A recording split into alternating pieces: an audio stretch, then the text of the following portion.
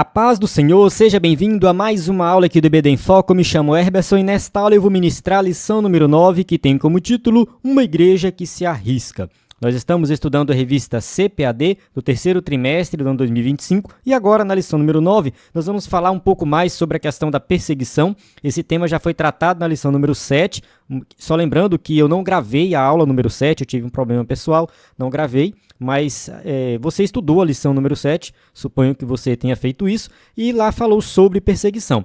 Então, assim, a igreja sempre foi perseguida, logo no início, uma perseguição um pouco mais branda, mas ela acontecia. O próprio Jesus foi perseguido, a gente sabe disso. Então, assim, a perseguição ela sempre aconteceu na igreja, só que ela se intensifica a partir do capítulo 7. Entre o capítulo 7 e o capítulo 8, há uma mudança nessa perseguição, liderada por Saulo, né, o próprio Paulo, né, que a gente já conhece aí, que ele se converte depois, mas nesse momento aqui da história, né, ele era um jovem, né, segundo o Champlin, ele tinha aproximadamente 35 anos, né, nesse momento aqui da morte de Estevão. E lá em Filipenses, né, Paulo fala que já é um velho, cerca de 30 anos depois. Então a gente deduz isso, que Paulo era jovem, cerca de 35 anos, ele já fazia parte do Sinédrio, enfim, Paulo era muito importante e ele liderou essa perseguição, né? Logo no início do capítulo 8, a gente observa ali que essa perseguição ela foi tão intensa que os apóstolos eles ficaram em Jerusalém, mas o povo, né, foi disperso pelas terras da Judéia e Samaria, procurando refúgio, né, porque realmente em Jerusalém estava o foco da perseguição. Então, assim, a igreja sofreu bastante, né, e por isso muitos crentes foram dispersos. E aqui nessa lição a gente vai enfatizar o que aconteceu com Estevão. Estevão foi o primeiro mártir da igreja, a gente sabe disso, né, o primeiro que morreu, né, defendendo o evangelho. Então, vale assim a leitura do capítulo 7, porque ali a gente vê a pregação de Estevão, em que ele conta toda a história do Antigo Testamento. Ele resume todo o Antigo Testamento, destacando ali a manifestação de Deus no Antigo Testamento. Né? Ele fala do tabernáculo, ele fala do templo, né? E deixa bem claro que Deus não habita, né, em templo feito por mãos humanas. Ele destaca isso, mostrando que Deus é transcendente e Deus está inaugurando uma nova maneira de relacionar com ele, que é através de Jesus Cristo. Então, assim, todas as acusações feitas contra Estevão eram falsas, né? Ele estava ali mostrando Cristo, apresentando Cristo. Ele não estava minimizando ou excluindo o Antigo Testamento, falando mal do templo, falando mal, né, dos patriarcas, nada disso. Ele exaltou os patriarcas, ele exaltou tudo aquilo que aconteceu no Antigo Testamento, mas mostrando que tudo aquilo apontava para Cristo. Então, essa foi a pregação de Estevão e por isso ele morreu. Foi uma morte trágica, a gente vê que realmente é algo muito triste, mas a gente precisa destacar isso aqui, né? Através dessa morte, a igreja cresceu cada vez mais. A gente sabe aí da história, né, que muitos morreram em prol do evangelho e os mártires, né, eles fizeram com que a igreja crescesse cada vez mais. Infelizmente, isso teve que acontecer, né, por causa da perseguição. A gente não deve também ficar exaltando o martírio, né, como se fosse algo assim, nossa, tem que morrer. Mas, assim, estar disposto a morrer por Cristo é o que Paulo fala, ele está disposto, né, e isso acontece com ele também. Então, assim, é o que é o desejo de todo crente, tá? O crente tem que defender o evangelho, defender Cristo a ponto de dar vida por Jesus. É isso que a gente tem que ter em mente, né? E essa lição vai falar bastante dessa questão da defesa do evangelho, defesa da fé, é o que Estevão fala ali, né? A questão da apologética, né? Então a gente vai falar sobre esse tema. Então eu convido você a assistir essa aula até o final, tenho certeza que vai ser uma bênção. Eu aprendi muito, gostei muito dessa lição, acredito que você também vai aprender bastante. Vou usar aqui o slide em PowerPoint, nosso slide é 100% baseado na revista, com imagem de qualidade, você pode, né, ministrar uma aula de excelência aí com o nosso slide. Toda segunda-feira o nosso slide é postado no site, quem é assinante tem acesso ao slide de adultos, de jovens e vários bônus. Então, assim, o slide foi postado segunda-feira, o vídeo está sendo gravado na sexta-feira à noite, vai ser postado no sábado, provavelmente, né, atrasado, né, mas, enfim, né, a gente está fazendo. Mas o slide é garantido no começo da semana. Temos o aplicativo também, né, que está funcionando. Se você tem algum problema para acessar o aplicativo, pode entrar em contato conosco que a gente vai resolver. Temos o nosso site, ebdenfoco.com, e o nosso WhatsApp que você pode mandar mensagem, né? Lembrando que a gente colocou uma automação, você pode enviar lá algumas mensagens, né? Receber o slide, receber o subsídio, entrar no grupo, renovar, enfim, né? Você pode mandar que você recebe uma mensagem automática com o passo a passo. E você pode mandar também assim, Pai do Senhor, como é que vai? Aí vai aparecer uma mensagem lá com algumas opções também. Né? Você pode falar conosco lá e receber o nosso conteúdo diretamente no WhatsApp. Bem, vamos para o textuário que diz assim: Mas ele, estando cheio do Espírito Santo e fixando os olhos no céu, viu a glória de Deus e Jesus que estava à direita de Deus. Atos capítulo 7, versículo 55. Então aqui, Estevão teve essa visão gloriosa, né, demonstrando ali que realmente ele estava no caminho certo. Então a gente acredita nisso aqui, a gente acredita no testemunho dos apóstolos, a gente acredita que de fato Estevão viu Jesus à destra do Pai. E isso aqui deve fortalecer a nossa fé, né, que nós cremos em algo verdadeiro. Verdade prática, a igreja foi capacitada por Deus para enfrentar um mundo que é hostil à sua fé e valores. Então, de fato, o mundo é hostil à nossa fé, o mundo é hostil aos nossos valores, ao nosso comportamento, mas a igreja foi capacitada para enfrentar tudo isso. Eu sempre pulo os objetivos porque eu falo dos objetivos no começo da aula. Então não fique pensando que está faltando alguma coisa aqui não, viu? Sempre eu destaco eles lá. A leitura bíblica em classe se encontra em Atos capítulo 6, do versículo 8 a 15 e depois capítulo 7, de 54 a 60. Recomendo você ler todo o capítulo 6, todo o capítulo 7, para entender o contexto. Aqui no capítulo 6 a gente, né, vê uma apresentação de Estevão, né, que ele realmente era cheio do Espírito Santo, realizava prodígios e milagres, ele pregava, ele debatia. E vale lembrar que, de acordo com a aula anterior, Estevão era um dos diáconos. Então, só lembrando que diácono era aquele que fazia o trabalho braçal, que estava servindo à mesa, dando suporte aos necessitados, mas isso não impedia ele de pregar, de debater, de fazer a obra de outra maneira, além de servir à mesa, de fazer o seu trabalho principal. Aqui em Atos 7, de 54 a 60, a gente vê a parte aí final da morte dele, né, que ele já está prestes a morrer, que ele é levado para fora e é apedrejado. Bem, vamos para a introdução e a gente vai estudar essa passagem em detalhes aqui. Na lição de hoje, vamos conhecer um pouco mais sobre a vida de Estevão, um dos 7 escolhidos para a diaconia. Então, como a gente já viu, né, ele foi um desses 7 diáconos, Estevão, Filipe, dentre outros, né, mas esses 2 são destacados ali no livro de Atos dos Apóstolos.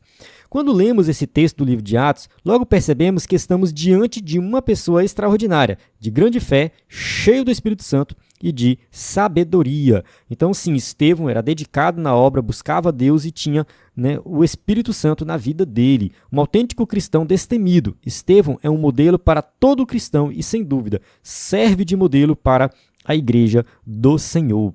Então, sim, a gente pode se espelhar em Estevão. Tem gente que é contra isso. Não, vou me espelhar no homem, vou seguir o exemplo do homem. Não, eu quero me espelhar em Cristo. Sim, a gente vai se espelhar em Cristo, a gente vai imitar a Cristo, mas isso não nos impede de olhar para uma pessoa que segue a Cristo, que dá exemplo ali de Cristo e se espelhar nesse homem também. Não tem problema, isso não é pecado. Tá? Tem gente que exagera muito nessa questão. O próprio apóstolo Paulo fala assim: sedes meus imitadores, como eu sou de Cristo.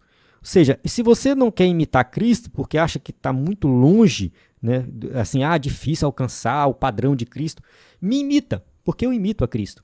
Então, assim, Paulo concorda com essa ideia, né? Olhe para mim, olhe para o meu exemplo, né? E quem está na frente da obra de Deus, fazendo a obra, pregando o evangelho, tem que dar exemplo, tem que ser exemplo para outras pessoas. Então, assim, você que é crente e gosta de um pregador específico, acompanha algum pregador, algum escritor famoso, né, assim, do meio cristão, não tem problema nenhum você admirar, você ver ele como exemplo, como alguém que inspira. Né? Da mesma forma, a gente olha para Estevão, né, como alguém que inspira, que tem um comportamento que pode ser imitado. Né? Então, Estevão, ele é, sim, essa pessoa que serve como modelo para a igreja. Observamos que a perseguição a Estevão e seu consequente martírio marcam um momento decisivo na história da igreja cristã, quando a igreja sai para fora dos muros de Jerusalém para alcançar o mundo.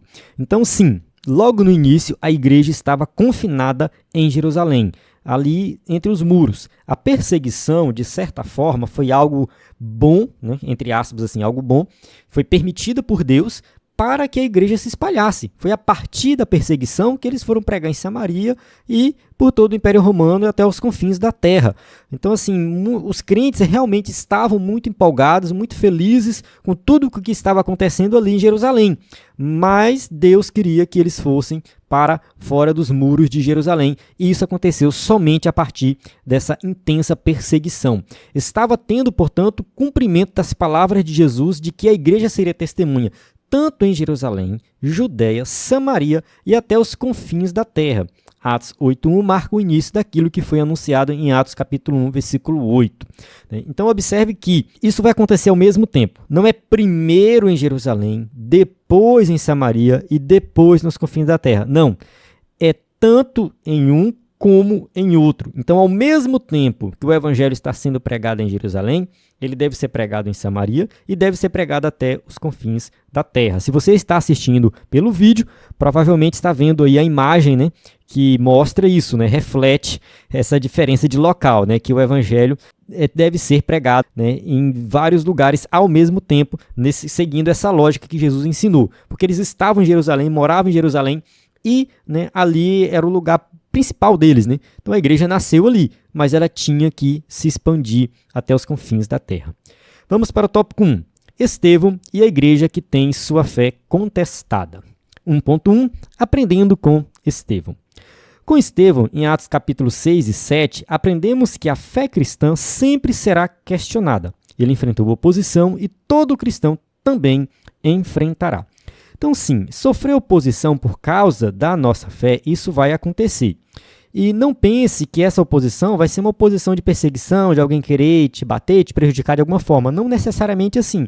Pode ser uma oposição no sentido de debater mesmo, de questionar, né? Você pode ser questionado sobre a sua fé, alguém pode perguntar para você, levar algumas questões, e você precisa estar preparado para isso. Isso aqui é muito importante, né? A gente entender os fundamentos da nossa fé para saber responder. Pedro fala sobre isso, né? E Estevão deixa isso bem claro na prática, né? Ele sabia debater, ele sabia apresentar ali os argumentos da sua fé.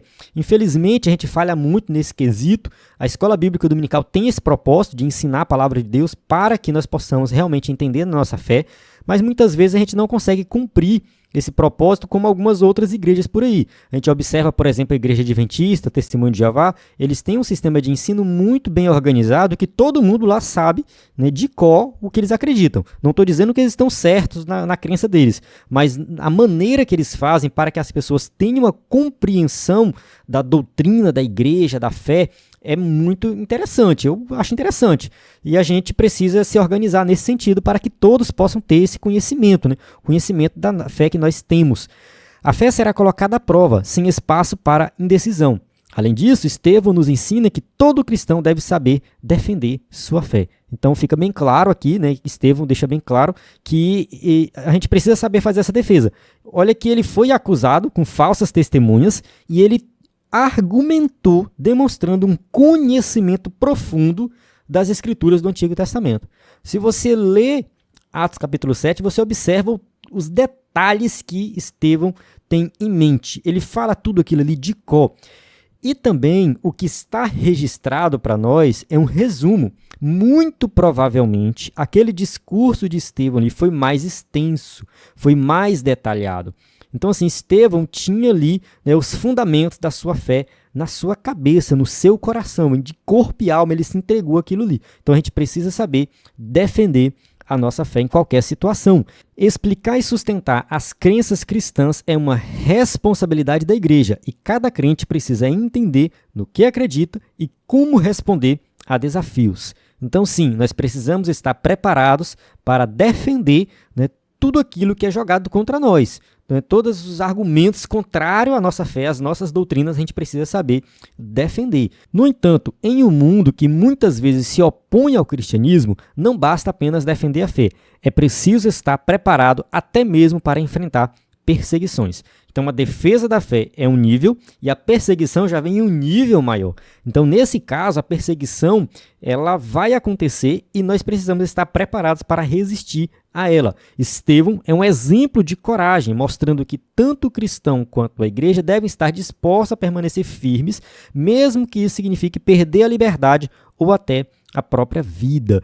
Então aqui no slide eu coloquei duas imagens, né, representando isso. Uma imagem seria ali no Coliseu, perseguição aos cristãos, né? Muitos crentes eram lançados ali para morrer com leões, eram queimados vivos, né? Isso aconteceu em Roma, quando Roma pegou fogo, né? O imperador da época, falhou a memória aqui, o nome dele agora, ele mesmo colocou fogo em Roma e depois ele culpou os cristãos por isso, né? E nesse período, né, os cristãos foram perseguidos e muitos cristãos foram queimados, usados como tocha em Roma. Né? Isso aconteceu, né, e muitos foram embora, enfim, foi uma grande perseguição que aconteceu ali. Né? E atualmente também nós temos muita perseguição, muitos crentes são perseguidos em muitos países. Né? Eu peguei uma notícia aqui. Todos os dias 13 cristãos são mortos por causa da fé. Esse número talvez não seja um número tão preciso assim, mas acontece, não tem como saber, pode ser mais ou pode ser menos. Né? Muitos países muçulmanos, principalmente, que perseguem cristãos, isso é uma realidade. Tá? Então a gente precisa orar, né, pelos crentes perseguidos, pela igreja perseguida. E a perseguição acontece em um nível talvez não tão intenso, né, assim como acontece em outros países, mas aqui no Brasil também acontece muita perseguição. Vamos para o tópico 1.2. A fé sob ataque. Lucas nos conta que, em um momento do ministério de Estevão, um grupo de judeus que vivia fora de Israel, chamado de judeus helenistas, se levantou contra ele. A gente já falou sobre essa questão dos helenistas na aula anterior, porque assim, muitos judeus tinham ido embora por um tempo e depois voltaram, né, para Jerusalém com a cultura grega, né, helenista, que é uma referência aos gregos. Então tinha a fala grega, a cultura grega, muita coisa que eles, né, aprenderam com os gregos. E também tinha muitos gregos e romanos que moravam em Jerusalém e se converteram ao judaísmo, ou eram simpatizantes do judaísmo. A gente vê, por exemplo, Cornélio, né, que se converte quando Pedro vai na casa dele. Cornélio, ele era romano, mas seguia a religião judaica. Então isso era comum naquela época. Então aquela região era uma região cosmopolita, né? Ou seja, tinha pessoas de vários países convivendo junto ali. Mas enfim, né, esses helenistas foram os principais ali que tentaram debater com Estevão. Né? Esses judeus faziam parte da diáspora, ou seja, eram pessoas que tinham se espalhado por outras regiões fora do território de Israel, como eu expliquei. Né? Então eles se espalharam por várias regiões fora de Israel, ficaram um tempo, muitos voltaram, enfim. Muitas vezes eles iam e voltavam, ficavam viajando, várias questões aí. Eles não concordaram com o que Estevão estava ensinando e começaram a se opor ao seu trabalho. Atos capítulo 6, versículo 9. Levantaram-se alguns que eram da sinagoga chamada dos libertinos, e dos sirineus, e dos alexandrinos, e dos que eram da Cilícia e da Ásia, e disputavam com Estevão. Então observe que Lucas tem o cuidado de citar aqui quem participava dessa sinagoga. Então tinham ali pessoas de várias regiões diferentes. Essas pessoas aqui poderiam ser judeus de nascimento, que foram para lá e retornaram, mas também poderiam ser pessoas nativas desses locais que estavam morando em Jerusalém e tinham se convertido ao judaísmo. Né? Só lembrando que era, assim, não vou dizer que era comum, mas acontecia muitas vezes da pessoa simpatizar com o judaísmo e se converter ao judaísmo. Tinha todo um ritual, era chamado de prosélito. Né? Então, o judeu prosélito é aquele que era o convertido, era de um gentil que se converteu ao judaísmo. Esse levante aconteceu logo após Estevão fazer prodígios e grandes sinais entre o povo, como está registrado em Atos capítulo 6, versículo 8. Então, assim, os milagres que deveriam fazer com que essas pessoas crescem no evangelho, fez totalmente o contrário, né? Fez com que eles ficassem cada vez mais revoltados com o evangelho. E isso é muito estranho, né? Isso mostra a dureza do coração do ser humano. A gente vai falar sobre isso mais na frente, sobre a dureza do coração, acho que é um outro slide mais na frente. Mas é justamente isso, né? O coração duro, fechado para o evangelho, mesmo vendo o milagre, ele não vai se abrir. Então não é milagre que vai fazer a pessoa se converter. Na verdade, a gente não tem uma resposta para isso, né? Tem muita gente que se converte ao ver o milagre, mas tem gente que vê o milagre e não está nem aí para o milagre. É por isso que eu concordo com o N. Gruden, quando ele diz que um dos propósitos do milagre não é converter alguém, mas é fortalecer a fé daqueles que já creem. Assim, o milagre muitas vezes ele tem esse propósito. Ele fortalece a fé de quem já crê. Porque aquele que não crê, muitas vezes nem o milagre vai fazer ele crer. Tem pessoas que não crê, que não acreditam em Deus e se converte de forma simples. Simplesmente alguém entrega um panfleto, olha, lê aquele panfleto, a pessoa é tocada, vai na igreja, se converte e fica crente o resto da vida. Não viu o milagre, entende? O milagre maior aconteceu dentro do coração. Mas só para destacar aqui a dureza do coração daquelas pessoas, né, que estavam ali, mesmo diante de toda a pregação, todos os prodígios, eles se revoltaram contra Estevão. É interessante observar que o verbo grego usado aqui, anisteme, com o sentido de levantar é o mesmo verbo usado por Marcos quando disse que houve testemunhas falsas que se levantaram para acusar Jesus. Então, assim, o mesmo verbo usado só para a gente reforçar o significado da palavra, né? Marcos 14:57, e levantando-se, alguns testificaram falsamente contra ele, dizendo. Então, aqui a gente observa que essa palavra, né, levantar, no sentido de se posicionar, né, ali, principalmente contra alguém, nesse sentido que a pessoa se posicionou para testificar contra Jesus, assim como, né, fizeram ali com Estevão, né? Então levantaram-se alguns que eram da sinagoga, não todos, nem alguns que eram da sinagoga, né, e ali eles disputavam com Estevão. Anteriormente, Cristo já fora atacado no seu ministério terreno. Agora o ciclo se repetia com seus seguidores. Então, sim, Jesus foi atacado, Jesus foi perseguido, e ele disse, né, que nós seríamos perseguidos. Então, da mesma forma que aconteceu a perseguição com ele, vai acontecer conosco também. Então, isso aí fique bem claro, né? Porque eu sou perseguido e tal. Sim, Jesus também foi perseguido, ele também passou por isso. A fé cristã sempre será alvo e objeto de ataque. Se a igreja é verdadeiramente cristã, sempre haverá, em algum lugar, um levante. Sim, a igreja não vai ser destruída, ela não vai deixar de existir. Sempre vai ter a igreja de Cristo em qualquer lugar. Neste episódio, o levante fora motivado por conta da inveja que os religiosos sentiram ao verem suas sinagogas esvaziadas por motivo das pessoas se renderem a um evangelho de poder.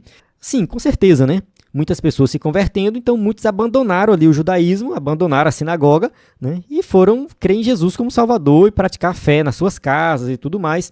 Então, assim, começou a ter essa perseguição por parte dos religiosos judeus. Então, a perseguição de início não veio por parte do imperador, por parte do Estado, da política, não. A perseguição ela veio por parte da religião predominante na época. Uma igreja bíblica sempre estará sob ataque e terá sua fé contestada. Sim, se nós defendemos a Bíblia, se nós defendemos a verdade, a perseguição vai acontecer. Tá? Sempre que alguém é perseguido, pode observar que está defendendo algo que é correto.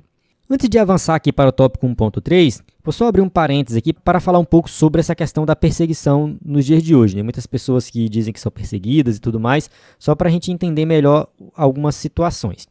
Certa irmã procurou o pastor e disse que estava sendo perseguida, né, lá na escola que ela trabalhava e tal, que ela trabalha, na verdade, trabalha na escola, ela foi diretora da escola, ela estava sendo perseguida. E aí o pastor perguntou que tipo de perseguição, o que estava acontecendo. Ela falou, não, porque eu, né, fui eleita diretora e tal, e aí eu, né, colocava na rádio lá da escola os hinos e tal, e ficava cantando hino, né, tocando hino o tempo todo, e o pessoal não gostou e tal, e pediu para parar, né, e aí depois tiraram ela da diretoria. O pastor parou e refletiu, irmã, mas será que você estava fazendo certo? Qual era o propósito da rádio? Né? Era ficar tocando hino? Ou a rádio é uma rádio da escola que deve tocar todo tipo de música e trazer outras informações? Então, assim, ela estava impondo a fé dela, o estilo de vida dela, impondo louvores evangélicos, né, que são lindos e maravilhosos, mas para pessoas que não têm gosto por isso. De certa forma, o propósito da rádio não era tocar música evangélica.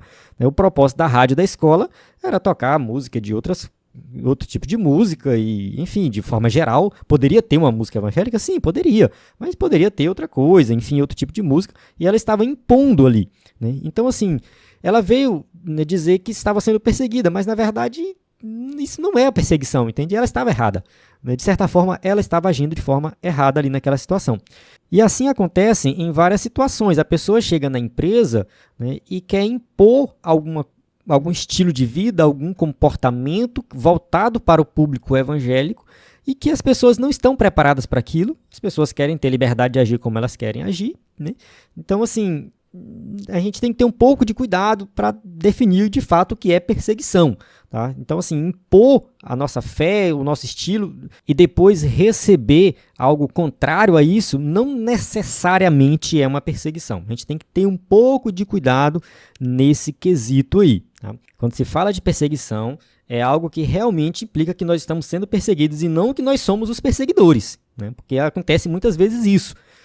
Uma vez a gente estava falando sobre perseguição na aula da IBD, eu dei alguns exemplos de umas coisas que aconteceu aí no passado, eu creio, não sei se ainda acontece hoje, né, mas aconteceu já no passado aí, de crentes irem para frente de terreiro, né, das mães de santo, pai de santo, fazer oração, para frente da casa da mulher, né, ficava lá reunidos, todo mundo na frente fazendo oração, na frente da casa da mulher, que era, né, mãe de santo.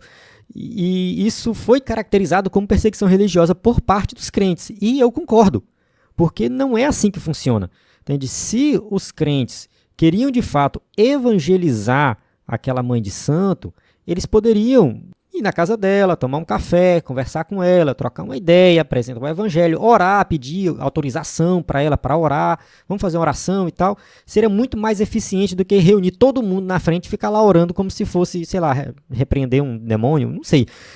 Então, assim, a gente tem que ter cuidado com essas questões, tá? Porque às vezes a gente diz, estamos sendo perseguidos, tal, né? Depois sai a reportagem falando mal dos crentes, estamos sendo perseguidos porque estavam fazendo a coisa certa.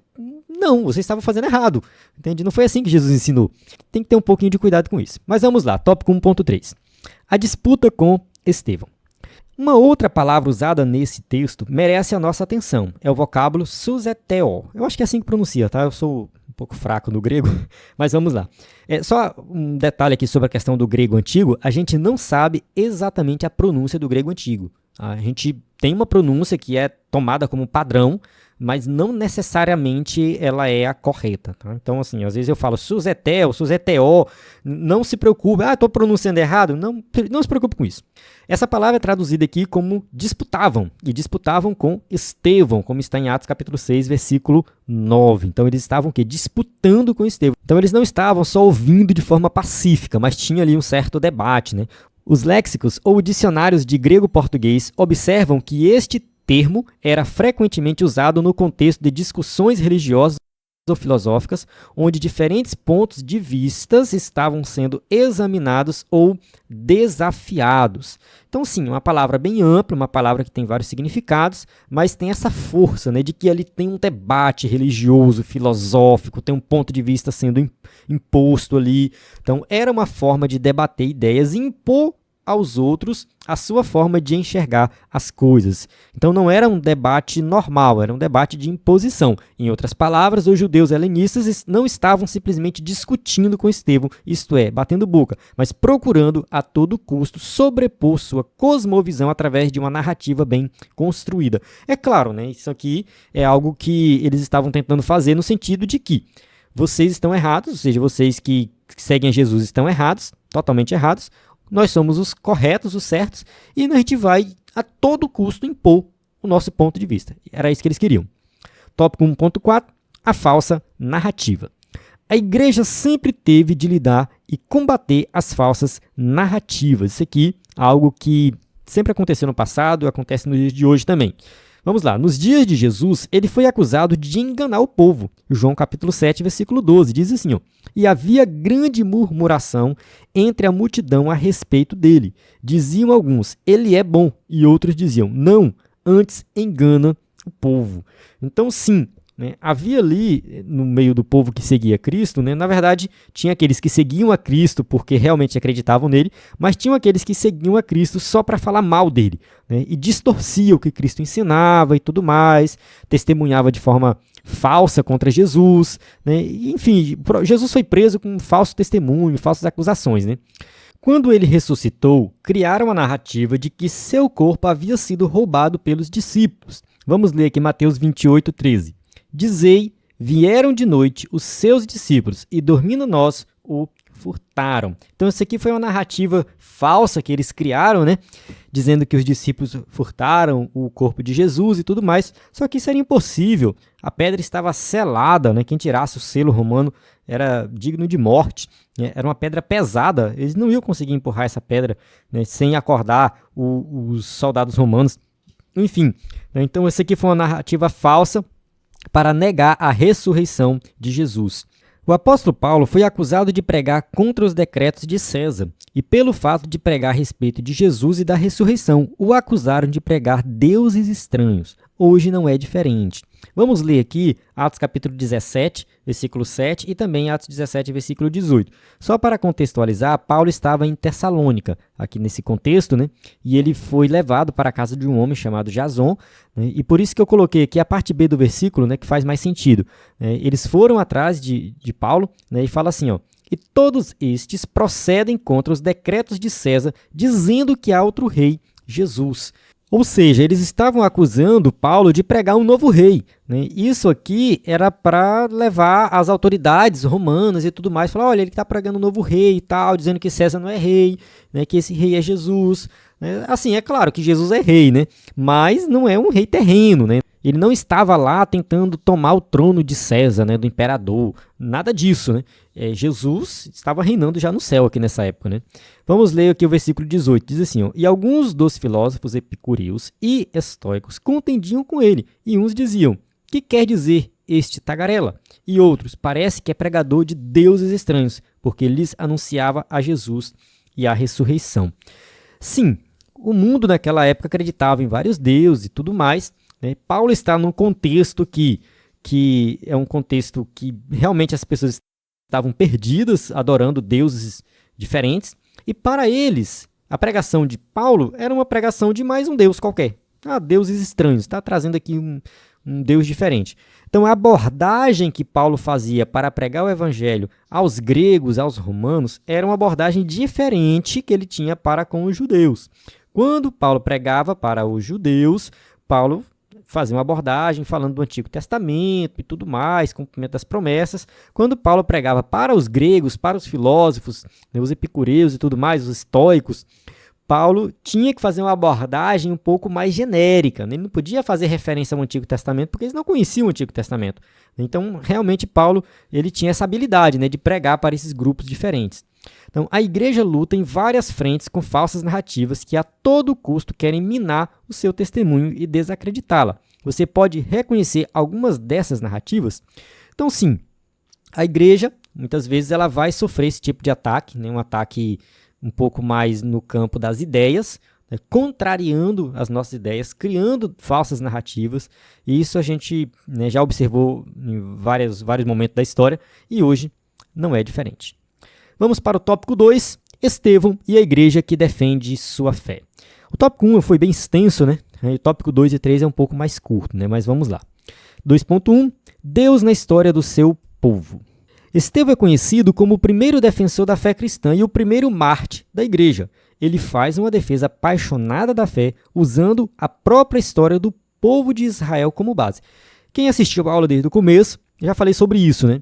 Ele faz um resumo de todo o Antigo Testamento, mostrando detalhes de tudo que aconteceu, e ele faz isso de forma realmente apaixonada, ele tem tudo de cabeça, ele explica detalhes do que aconteceu no Antigo Testamento, e sempre apontando para Cristo. O propósito é que tudo aquilo chega em Cristo Jesus. Né? E aí, né, realmente, o que Estevão faz é uma defesa da fé, baseado nas Escrituras. Então, nós temos que saber defender a nossa fé. No capítulo 7 do livro de Atos, encontramos seu discurso completo, no qual, guiado pelo Espírito Santo, ele não apenas mostra como Deus sempre agiu na história do seu povo, mas também revela o propósito principal dessa história, provar que Jesus é o Cristo. Então foi isso que ele fez. Ele conta toda a história para provar que Jesus é o Cristo. Jesus é o nosso Redentor. Né? E assim, Deus ele quer redimir a humanidade. Então, o que Deus faz? Forma uma nação e dessa nação ele vai fazer nascer o Messias. Então, Jesus nasce naquele período ali porque Deus planejou tudo aquilo. Né? Deus formou a nação de Israel com um único propósito, para que dali saísse o Messias. Depois disso, né, agora o plano de Deus não está restrito mais à nação de Israel. O plano de Deus agora é para toda a humanidade. Né? Há quem diga que Deus não tem mais plano para Israel, no caso são os aliancistas, né? Geralmente os presbiterianos se encaixam nesse grupo, né? Que Deus não tem mais plano para Israel, e há quem diga que Deus ainda tem um plano futuro para Israel, mas isso lá num futuro escatológico. Né? De certa forma, hoje, nos dias de hoje, Israel não é uma nação diferente, querida por Deus, não é. É uma nação como qualquer outra nação, os judeus é um povo como qualquer povo que precisa crer em Jesus como Salvador para ser salvo. Ponto final. Então hoje Deus trata com a humanidade de maneira geral, né, para que todos possam conhecer a Cristo. Então aqui o que Estevão está fazendo é mostrando justamente que não tem mais, né, um povo privilegiado ali, como tinha no Antigo Testamento. Acabou aquilo, passou. Né, e os judeus não queriam aceitar essa verdade. É por isso que a igreja foi perseguida, né, porque estão mostrando justamente algo que agora veio para toda a humanidade. O livro de Atos dos Apóstolos é mostrando isso, né, que realmente o evangelho não está preso só em Jerusalém, somente entre o povo judeu, só em Israel. Não, Cristo deve ser pregado até os confins da terra. Durante sua fala, Estevão menciona grandes nomes como Abraão, José e Moisés, destacando que todos eles viveram na esperança da vinda do Messias, que mesmo sendo tão esperado, acabou rejeitado. Então sim, né, ele vai mencionar, né, os patriarcas ali do Antigo Testamento, falando assim, olha, eles, né, tinham esperança no Messias, né, e isso cumpriu, né, já cumpriu, chegou o Messias está aqui, né, todas as promessas cumpriram em Cristo. Então a defesa de Estevão nos ensina que toda explicação e defesa da fé cristã, a chamada apologética, então quem já estudou apologética, já leu livros de apologética, fala o quê? De defesa da fé. Deve sempre ter um objetivo central, apontar para Jesus Cristo. Então sim, a apologética só faz sentido se apontar para Cristo. Não apontar para Cristo não é apologética, a gente está defendendo a fé, a nossa fé está sustentada em quem? Em Cristo Jesus. Ponto final. Então Estevão, ele faz isso, né? Ele faz essa defesa da fé apontando para Cristo, deixando o exemplo para nós. Então, fazer defesa da fé é isso, né? Defender aquilo que a gente acredita e apontar para Cristo. Tópico 2.2, corações endurecidos. Concluindo sua defesa da fé, Estevão disse, homens de dura cerviz e incircuncisos de coração e ouvido, vós sempre resistis ao Espírito Santo, assim vós sois como vossos pais. Atos, capítulo 7, versículo 51. Então, assim, Estevão está pregando para um povo que tem um coração duro, incircuncisos de coração. Ou seja, o coração de vocês não está aberto para as verdades de Deus. Né? Está fechado, é um coração contaminado, um coração, né, impuro. Né? O incircunciso era aquele que era impuro, que não pertencia ao povo de Deus. Né? O incircunciso era aquele que era contaminado. Né? Então, o coração de vocês está contaminado. Mesmo diante dos fatos apresentados por Estevão em uma defesa suficientemente convincente, seus adversários preferiram ignorar. Então, assim, tem vezes que a gente prega, né? Sua, pula, rodopia e ninguém se converte. A gente fica revoltado. Meu Deus, fiz o meu melhor e ninguém se converteu. E Estevão, que pregou, uma pregação excelente e foi apedrejado. Né? Então, próxima vez você pensa em Estevão. Então, assim, quem vai fazer a obra no coração do pecador é Jesus, é o Espírito Santo. É claro que Deus tem seus propósitos. A gente não sabe, né, quais são os propósitos divinos. E o nosso papel é pregar. Ponto. Estevão poderia não pregar. Não vou pregar, ponto. Não vou pregar, vou ficar aqui na minha vida tranquila. Ele não morreria, tá? Ele não seria apedrejado. Mas e aí? Será que era vantagem para ele? Então, assim, Estevão pregou, fez o que ele tinha que fazer, foi apedrejado, né? Mas ele teve aquela visão maravilhosa, viu Jesus ali ao lado do Pai, né? E partiu para a glória. Pronto, né? E a morte de Estevão fez com que a igreja crescesse cada vez mais. Então Deus tem um propósito. E eu tenho certeza que muitos que apedrejaram ele, muitos que estavam naquele momento se converteram. Paulo foi um deles, né? Paulo estava lá e Paulo se converteu. Então, com certeza, né, quando Jesus aparece para Paulo, ali tudo que Paulo viveu no passado, né, vai contribuir para que ele creia em Jesus. Inclusive, esse momento aqui da morte de Estevão, com certeza, estava na memória de Paulo, né? Tem um momento que Paulo fala sobre isso, reflete sobre isso, né? Sobre a perseguição que ele fez no passado e tudo mais. Então isso perseguiu, né, Paulo, né? De certa forma, isso continuou na mente dele. Mas enfim, né, o que a gente observa aqui é que essa morte de Estevão, né, trouxe muitos benefícios para a igreja, né, e muitos ali também com certeza se converteram depois. Não naquele momento, mas em outra ocasião. Aqui diz o seguinte, ó, na verdade ninguém convence quem não quer ser convencido. Deus não força ninguém a crer, nem tampouco o condena sem lhe dar antes oportunidade. O texto mostra que o Espírito Santo não tem espaço em corações endurecidos. Tá, eu achei esse parágrafo aqui um pouco polêmico, né? A questão de dizer que Deus não força ninguém a crer, isso eu concordo plenamente, né? Mas ele fala assim, nem tampouco condena sem lhe dar antes oportunidade. Eu não sei, eu não concordo muito com isso. Eu não sei o que é que você acha, mas é tipo assim, a condenação, ela vem pela própria natureza pecaminosa que nós temos. Nós nascemos condenados, é isso. Nascemos com a natureza pecaminosa, pecamos durante toda a nossa vida, então, por natureza, nós somos merecedores da ira, é o que a Bíblia diz, né? Merecedores da ira. Então, assim, se uma pessoa morre sem ter oportunidade de crer no Evangelho, ela é condenada. Ah, mas ela não teve oportunidade, não interessa, ela é condenada. Ela é condenada porque ela nasceu com natureza pecaminosa e ponto final. Entende? Mas Deus sempre vai dar um jeito de dar oportunidade. Eu acho que não. Muitas pessoas no decorrer da história morreram sem ter nenhuma oportunidade, sem nunca ouvir o evangelho, principalmente em lugares que o evangelho não chegou. Entra naquela polêmica, né?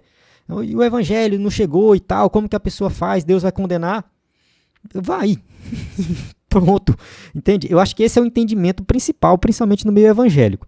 Se Deus tem uma outra forma de salvar as pessoas que não tiveram oportunidade de ouvir o evangelho, aí é com ele, não está revelado nas escrituras. Tá? Tem gente que fala, não, mas Deus tem outro jeito, Deus deu um jeito de revelar. Mas aí a Bíblia não diz. Tá? O que a Bíblia diz é, temos que ouvir e crer. Né? Como está lá em Romanos, eu acho que é 10:9. Eu sempre esqueço se é 10:9 ou 9:10, mas tá lá. Paulo fala assim, como ouvirão se não há quem pregue? Né? E como pregarão se não forem enviados?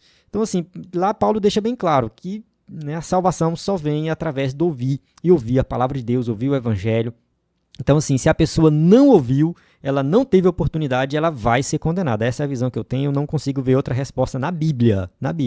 Tá? Pode ser, Deus deu uma outra oportunidade para a pessoa lá, não sei o que, aí é com dele, tá? É Deus e a pessoa, a Bíblia não dá essa resposta para nós. Tá? De acordo com a Bíblia, né, nós temos que ouvir. E tem gente que não ouve, ponto. Tem gente que não ouve. Isso aí é um fato. Tá? Então, essa parte aqui que o escritor colocou, né, nem tão pouco condena sem lhe dar antes a oportunidade, eu não concordo muito. Né? De certa forma, né, o que acontece? Quando a pessoa ouve o evangelho, né, o Espírito Santo vai tocar. Há quem diga que a pessoa pode ouvir, entender, ser tocado e recusar. Essa é a visão da Assembleia de Deus, dos arminianos principalmente. Então, a pessoa ouviu, entendeu e não quis crer. Já os calvinistas dizem que só vai ser tocado aqueles que foram escolhidos por Deus. E todos que são tocados vão crer. Os calvinistas vão dizer assim, não, tipo assim, tá todo mundo com o coração endurecido, o Espírito Santo tocou em 5 pessoas, as 5 pessoas se converteram. Mas, tipo assim, foi forçado? Não, não foi forçado. Simplesmente Deus resolveu abrir os olhos daquelas 5 pessoas de forma aleatória, ou sei lá, por algum motivo Deus elegeu aquelas pessoas para salvação. Tá? Vale destacar também que a eleição calvinista não significa salvação automática. A pessoa tem que ouvir, tem que ser tocado, e tem que crer, e tem que obedecer. Tá? Isso aí é algo que eles afirmam, né? Que os calvinistas afirmam, mas isso vai acontecer através de uma escolha divina. O Espírito Santo toca, faz a pessoa crer e faz a pessoa viver a fé e conserva a pessoa na fé. Tá? Isso aí é uma escolha arbitrária de Deus e não necessariamente vinculado a algo que a gente faz de bom. Né? Enfim, tipo assim, Deus me escolheu para salvação e eu não sei o motivo. Ponto. Né? E se eu permaneço na fé é porque Ele quer que eu permaneça e Ele está cuidando de mim. Mas é polêmico, né, esse tema. Mas um fato aqui dessa passagem, né, que a gente não pode negar, é que o coração daquelas pessoas que estavam ali diante de Estevão, né, estava endurecido. Né, todos estavam com o coração endurecido, né, e eles não abriram espaço para o evangelho. Vamos para o tópico 3, Estevão e o martírio da igreja. 3.1, contemplando a vitória da cruz. Diante de um grupo enfurecido, Estevão contemplou a glória de Deus. Vamos ler aqui Atos capítulo 7, versículo 56. Eis que vejo os céus abertos e o Filho do Homem que está em pé à mão direita de Deus. Bem, aqui Estevão teve essa visão maravilhosa, né, essa visão aqui, né, do Filho do Homem, né, em pé à mão direita de Deus. Né? A mão direita, o lado direito, indica posição de autoridade. É, né? Uma figura de linguagem para indicar autoridade. Então a gente sabe que Cristo tem autoridade sobre tudo. Né? Ele é Deus Todo-Poderoso, então assim, está ali o Pai, o Filho e o Espírito Santo agindo. Então é o Deus Todo-Poderoso. Ele tem essa visão extraordinária, confirmando a fé dele. Né? Isso aqui é importante destacar. Aqui a imagem coloca ele do lado de fora, mas de acordo com o texto, ele teve essa visão do lado de dentro. Ele estava ali no espaço do templo. Eu acho que eles estavam na região do templo, talvez no pátio do templo, e depois foi levado para fora e foi apedrejado. Né? Essa visão ela foi antes dele ser levado para fora da cidade, né? Só para situar aí. É porque realmente é difícil às vezes a gente conseguir imagens boas que representam o que está no texto bíblico. Né? Mas enfim, essa visão dele, né, foi uma visão assim que confirmou, né, aquilo que ele estava pregando. Né? Tem uma passagem anterior, né, que dizem que eles viram o rosto de Estevão como o rosto de um anjo brilhando. Né? Isso faz um paralelo ali a Moisés, né? Moisés no Monte Sinai, quando ele recebe a lei, ele desce, né? O seu rosto brilhava, as pessoas não conseguiam olhar para Moisés, né? E a gente vê esse paralelo aí, né? Justamente o que os judeus estavam falando, né? Olha, ele está falando mal dos patriarcas, está falando mal do templo, né? E Estevão fez totalmente o contrário, né? Exaltou tudo o que aconteceu no Antigo Testamento e tudo mais, e aí, né, essa confirmação vem através do rosto dele, né, que é como o rosto de um anjo, o texto diz assim, e nesse momento aqui, né, que ele tem essa visão extraordinária, confirmando tudo que ele fez. Uma igreja que contempla o Cristo glorificado não nega sua fé, pois ela contempla a vitória da cruz. Então, sim, a cruz não foi um momento de derrota, foi um momento de vitória de Cristo. E a gente fala muito de Jesus na cruz, do sangue de Jesus, mas a gente não pode esquecer que Jesus foi glorificado. Ele está no céu, ele é o Deus de glória todo-poderoso, né? Então, essa visão de Estevão, né, se volta para isso também, para glória. Nós pregamos um Cristo glorificado. Ele foi para a cruz, sim, a cruz é importante, sim, mas nós pregamos um Cristo glorificado, um Cristo que reina, um Cristo que domina. E é isso que a gente, né, tem que defender e tem que falar o tempo todo. Então Estevão, né, tem essa confirmação desse Cristo glorificado e deixa isso bem claro para a gente. Assim como Estevão, o apóstolo Paulo demonstrou estar pronto não somente para sofrer pelo nome de Jesus, mas para morrer por ele. Né? Vamos ler aqui Atos 21, 13. Mas Paulo respondeu: que fazeis vós chorando e magoando-me o coração? Porque eu estou pronto não só a ser ligado, mas ainda a morrer em Jerusalém pelo nome do Senhor Jesus. Essa passagem aqui de Atos 21, 13 está no contexto que Paulo recebe uma profecia e tal, que ele seria amarrado pelos judeus, né, e, enfim, né, poderia sofrer lá em Jerusalém. E Paulo fala assim, eu não estou com medo. O pessoal começou a chorar e tal, não estou com medo. Eu estou pronto para ser amarrado, estou pronto para morrer, estou pronto para sofrer. Eu fui chamado para uma missão e eu vou até o fim dessa missão e ponto final. Essa era a visão de Paulo, né? Então, uma igreja que mantém seus olhos no Cristo glorificado não tem nada a temer. Isso aqui é importante. A igreja ela tem que manter os olhos em Cristo. Se ela não tiver em Cristo, ela vai, enfim, ela vai perder o tempo dela. Né? A perseguição vai vir e vai trazer só consequências, coisas ruins. Né? Então, assim, a gente tem que, né, está ligado em Cristo. A igreja tem que, né, estar pensando em Cristo, olhando para o Cristo glorificado. 3.2. Perdoando o agressor. A última declaração de Estevão antes de sua morte é marcante e cheia de significado. E, pondo-se de joelhos, clamou com grande voz: Senhor, não lhes imputes este pecado. E, tendo dito isto, adormeceu. Atos capítulo 7, versículo 60.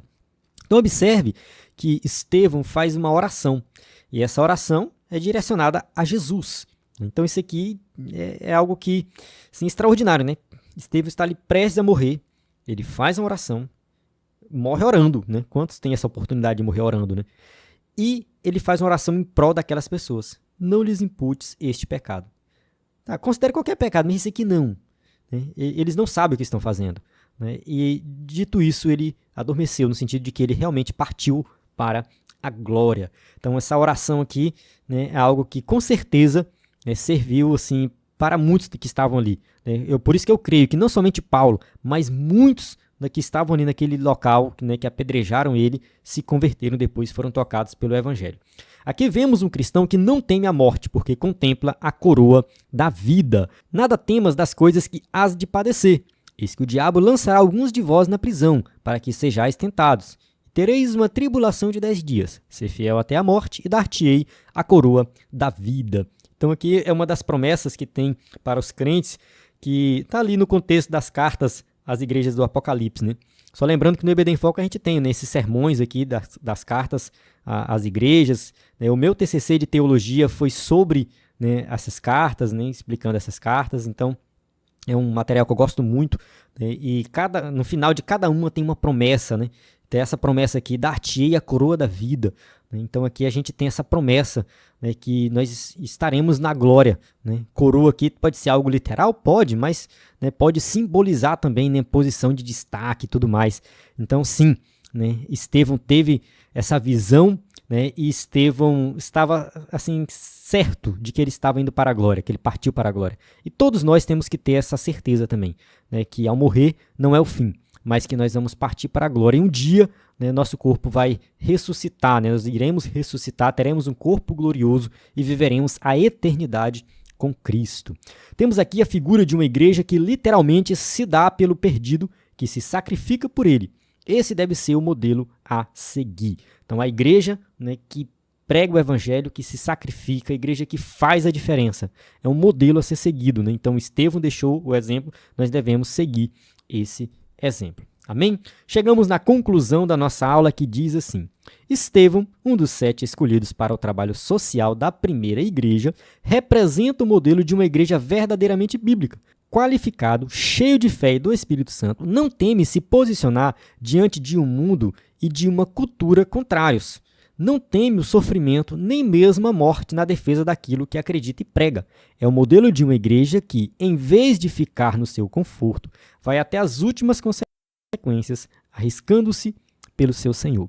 Aqui a gente tem uma conclusão que resume bem o que estudamos nessa lição. Estevão, um dos 7 escolhidos, né, para o trabalho social, né, que muitos poderiam pensar assim, Estevão vai ficar ali servindo a mesa e tal e não vai fazer mais nada. Mas como eu deixei bem claro naquela aula, né, o trabalho social era o trabalho, né, mais importante para ele, era o trabalho que ele ia enfatizar, mas isso não impedia ele de fazer outros trabalhos, de pregar, de ensinar, de debater, e foi o que Estevão fez, né? Então ele era qualificado, cheio do Espírito Santo, né? Não temeu se posicionar, de dizer o que acredita, defender a fé. Então, no mundo contrário, né, à igreja, o mundo contrário à fé cristã, né, Estevão ele esteve ali na frente e deu a vida por isso. Deixou o exemplo e nós devemos fazer a mesma coisa. Então, sim, nós devemos nos posicionar de forma positiva, defendendo o evangelho, defendendo o que é correto, e eu tenho certeza que Deus vai honrar, né, a nossa vida, e mesmo diante das perseguições, nós seremos ali vitoriosos, né? Nós vamos vencer. E veio na minha mente agora um filme que eu acho que ilustra bem isso aqui, né, da pessoa se posicionar, daquilo que ela realmente acredita e Deus abençoar. O nome do filme é Até o Último Homem.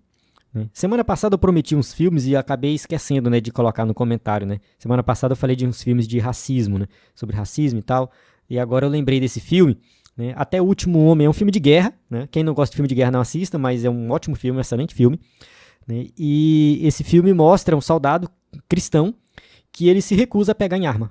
Ele fala que não vai pegar em arma. Ele vai pra guerra, ele é selecionado para ir pra guerra e tudo mais, e tem uns treinamentos, ele fala, eu não vou pegar na arma, né? E aí ele é humilhado, enfim, tudo contra ele, os chefões contra ele, e enfim, eu não vou contar o filme aqui, para não estragar a experiência, mas assim, o final é sensacional, o final daquele filme é excelente, assim. Se você não aguenta filme de guerra, assista o começo do treinamento, dá uma passada pelo meio e vai pro final, pra você entender o que eu tô falando. Então, assim, o posicionamento dele de defender a verdade e tal, tipo assim, foi algo que fez ele sofrer bastante, né? Muita perseguição. Mas no final, cara, assim, Deus abençoa muito ele mesmo. E é uma história real, tá? Baseada em fatos reais, que realmente, talvez não aconteceu exatamente daquele jeito, mas, né, é baseado realmente num soldado que não tocava em arma e ele foi pra guerra mesmo assim. Mas enfim, né, vamos encerrar aqui a aula, né, só deixando bem claro que nós, né, temos o slide aqui, né, para você usar na igreja.